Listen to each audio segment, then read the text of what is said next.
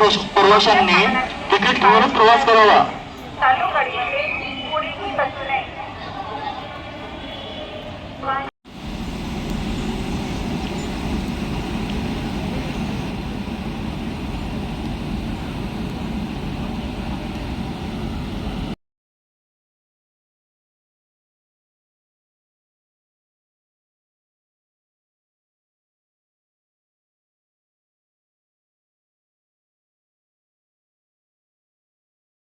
दरवर्षीप्रमाणे यंदाही रेल्वे प्रशासनाने आषाढी एकादशीनिमित्त खामगावहून पंढरपूरला स्पेशल ट्रेन चालवलेली आहे।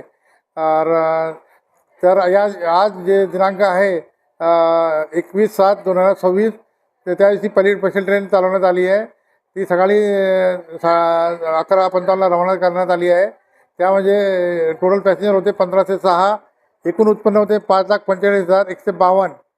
दुसरी फेरी 23/7/2026ला आहे। त्यामध्ये अजून पॅसेंजर वाढण्याची शक्यता आहे, कारण यंदा पेरणी वगैरे सर्व सीझन निपटलेले आहे। प्रवाशांनी जास्तीत जास्त याचा लाभ घ्यावे ही विनंती।